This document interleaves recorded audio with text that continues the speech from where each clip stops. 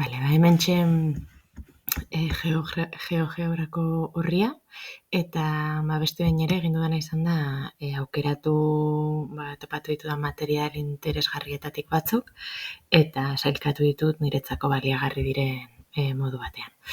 Eta, material interesgarri pila bat topatu dut, eta pare bat aipatzearren, aipatuko nuke adibidez hau, aukeraketak eta deskarteak egiteko jolasa da, poligonoetatik abiatuta, jakintza geometriko oinarrizkotik, eta orduan hemen ematen digu zailtasuna regulatzeko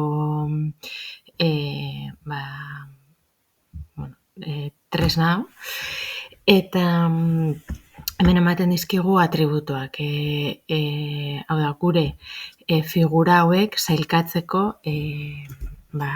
aginduak, ez? Orduan, hemen esaten diguna da ez dela urdina izan behar, eta behar dola izan handia. Orduan, bagoaz aukeratzen figura geometrikoen artean urdinak ez direnak eta handiak direnak.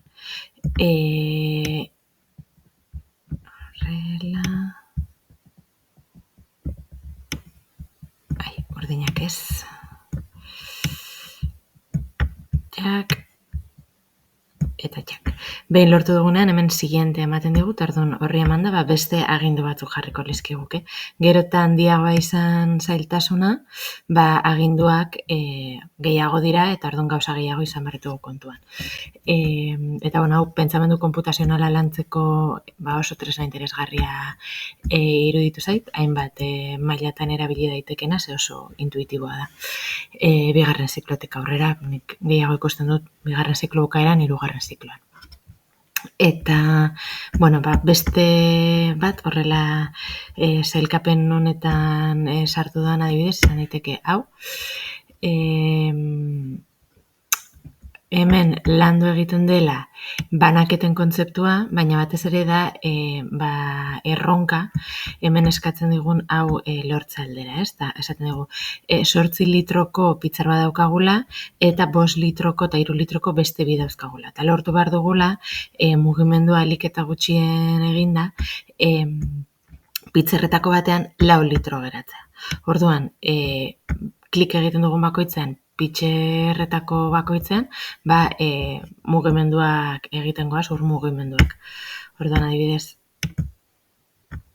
hemen klik eginda, pasaitugu 5 litro, ona. Orain, pentsatu beharko genuke zenbat zein izango litzaken urrengo mugimendua, erronka lortze aldera. Eta asmoa da, ahalik eta mugimendu gutxien egitea, orduan, apuntatzen joan beharko ginateke zenbat mugimendutan lortu dugun. Horrelako hainbat daude, nik hau aukeratu dut adibide gisa, baina GeoGebran saltxeatzen ibili naizela, topatu ditut antzerako pila bat, eta oso interesgarriak iruditzen zaizkit,